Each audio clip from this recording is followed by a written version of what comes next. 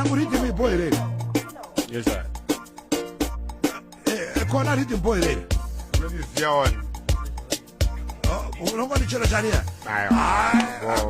Mutemo ndotongo tauro zvangu nokuti tiri paredio vandoza kuti munoiziya. Man. Zvinyaza atibate vabereki atitukirane atibate politics.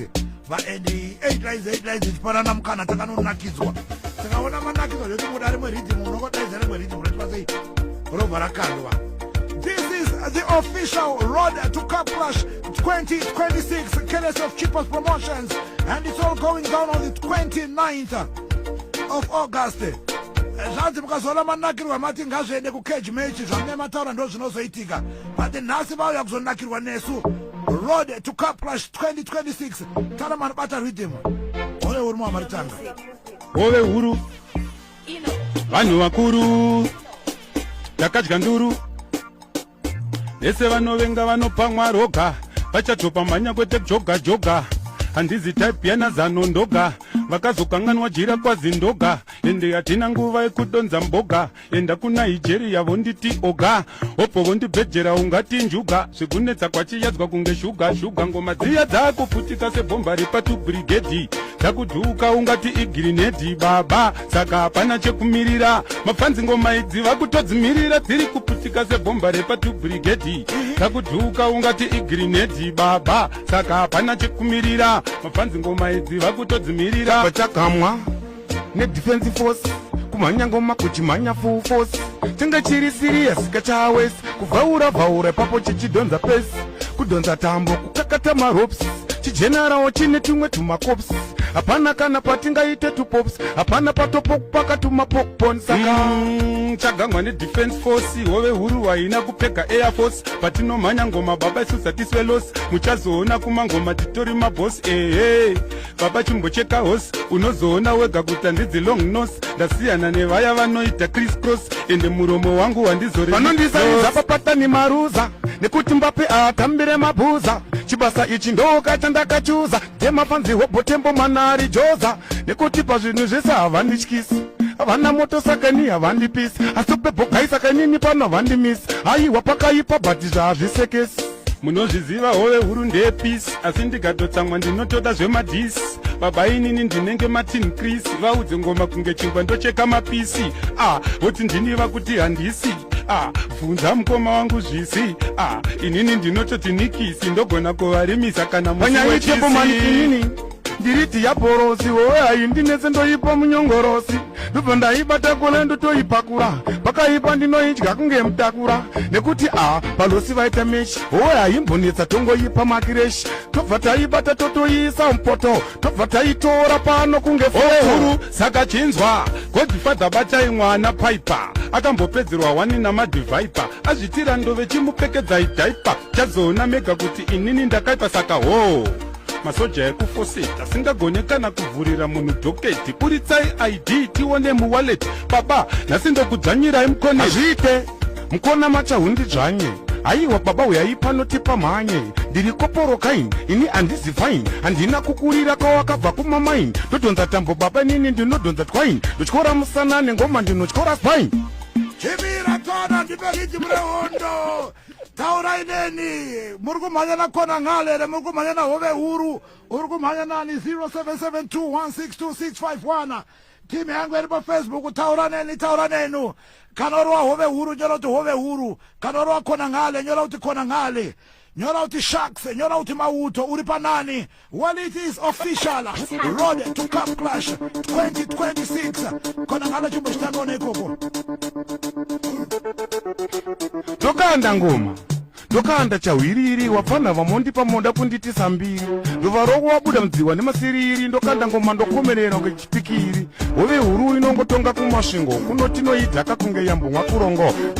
pano toita kana chisohanyisa madinga kunge makachinzwa godfather zvimwe zvacho zvoda nyadzi hauye kuhondo nekasutu kechikadzi kasutu kanopfekwa nafadzi mumwe wangu ndatema ngoma aya anoda nyadzi saka 4 years usina hit dai wasiya ngoma wambozama kuimba jit nekuti ndinosimbisa kakalazi bandit mumwe wangu chiterera inini wanzwa kana uchita ndina hiti uya kwandopefoma wobva waona kuti ini ndiri mukoma kuvharira vanhu mukati kunge boma zvenyu zvekudhakwa wefekika nengoma ndiri soba ndinosiya ndabhobha ndiri mundevele ndosiya ndokurobha pogba tambire pana drogba chizwa unzwe ngoma ndinobva pamukoba inzwa handingauyo kwanopefoma kwaunopiwa nzungu ndo mari shoma makufarisa baba kunanza transforma manje chenjerai kurarama vharirwa boma imimi hamuzi masoja kumangoma imimi mutori maroja musauye muchidhomoka marova fosca iniva kundiziva nepajozi hanzi une mbiri yekurova piradenti masera shoma kwete plant tumangoma tushoma tunobhadhaswa renti mutapadheni pangu baba ndine plendi uchiti ndine nzungu ende une dzungu what is this ndobva ndataura chirungu ti unondimisa tsaga une shungu handibuditse munhenga ndiri chakunonyepera vanhu kuti une mota plendi tikakukumura shota unopfeka pendi apa lendilodhi yari kunetera renti baba shaya sedhongi riri kutsenga madhendi makanyeperwa kuti muri homisokoro kupfeka kasutu nekasharo kebhasikoro baba nhasi munotongerwa chitororo munenge mombe kaya kupinzwa muforo isutu baba haiwanike kumasvingo musete kunge makadhakwa nekirango kahove kasinganetse tokapa makireshi pazvipuka zvese chinzwa pazvipuka zvese jamani iri howe haityise inogara mumvura saka imomo hamupise isu tsano isu tasadzitye hondo tokuita hwalakati mugowe tiziwe kuda kuchipinda uri kunzwa kuda kudedera masoja echinebhauta tichya aiwa masoja echinebhauta atyise baba mungantaure kuti inini mungandiudzire shaks kuti anzi kune wiponini hove inotyisani konakomana wozviti uri musoja kuti homisokoro cage match taura kuti cage match zimbabwe mungantaura anzi amati cup clash cage match hakuna zvakadaro baba mjara zvikazonzi mukana wauya wecage match uri ready ro cage match onaika temboman ndara ndiri kuvunzwa ngomirai muri kupisa muri kuona cage match haidi mapostori ekuchechi imaskechi munhu wacho wakadyaashaki ungachembiri kudyahaukapona waita laki zvekubharaki zvechihandaki ataki aimbomira umise shaki mukuru inini ndiri shepiriona zvekuntaura kuti inini hanzi nonzi shaki mungati inini hove shepiriona ndoisa muramba here hove ipiko Chimira, yes, Zimbabwe, this is what happens. When, of course, the talents are in the building. I am talking about the champions. When we talk of freestyles, we can't talk of freestyles without mentioning Hove Huru, without mentioning Konangale. And of course, tonight had to be that night. Right of another Mazongo Sangana, Chete Maizia. And then la Quara, they could say one more, pa WhatsApp, pa Facebook, on the studio, but I don't know it's just to go per rap stage.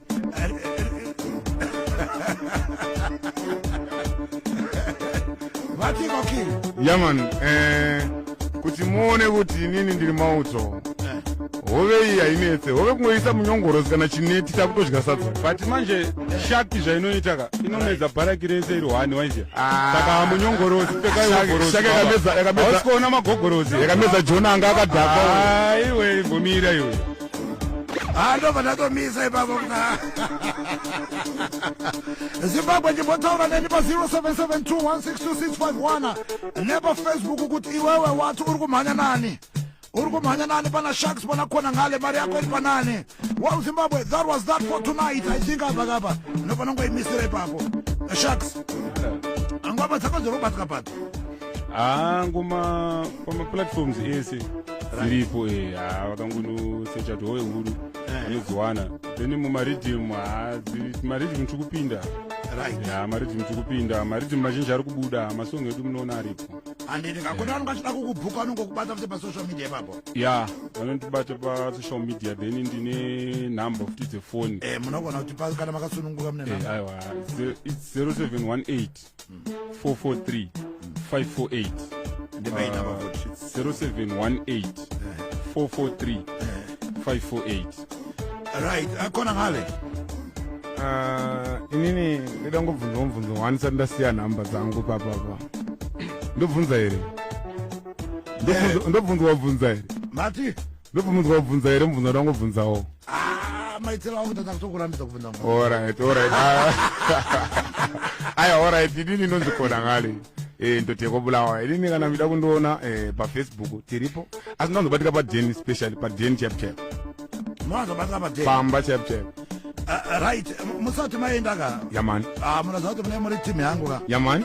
kana tatombosangana so tinenge takuita zvekuti timboita sei bika beno so timbonakirwa yamani greetings elder yes muri sei elder aiwa hai tiri nani walo zimbabwe kana makateerera tina elder chippers ndo vatinawo panapa vati kumbokurukura nawo elder makateerera here ndakateerera kubva pazvatanga anofunga maona hondo yandinayo ndine hondo yemalegends emaelders munomo aiwa zvinofadza kuti zvikuendera mberi andidika kuti vakomana vaviri avo ngavauye mangwana kubasa right hove huru vanongotiudza timing ivo hove huru mapanzwa mainvitwa namudhara kuoffice mangwana yes kona ngale oyo invitation mainzwa zvanzi munokwanisa kuuya nguwai tibva tawirirana nguva tiri panepenyuro indi kutorarira ipapo pamusuwo pacho ipapo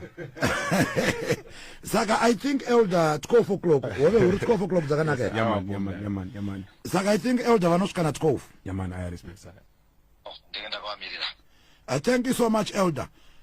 Well, courtesy of Chippers Promotions, this is a Star FM and it is the road to Cup Clash at 2026. Kona ngale. yamani Ove uru. ndara Thank you so much. Kashoma kuti tizonzwa mudhara wachifona kana ngoma dzarowa. But zvikoro kuti nofunga mabata panoita sei? Panonaka arume kona ngale ove uru. Thank you so much. mashikangopesera kumafans angu zofamba zvakanaka ngatisanganei kuCity Sports Center. Right. ndikuya nemambura angu ndozvandaita hove ikoko Ove uru mashoko akwe kupedzera. mukona mudhara inini ndofunga munonyatsoziva kuti handisi weloud Right. inini masoja echine bout ndongosungana mabout Alright, chibema mirai. Alright. Chibirai.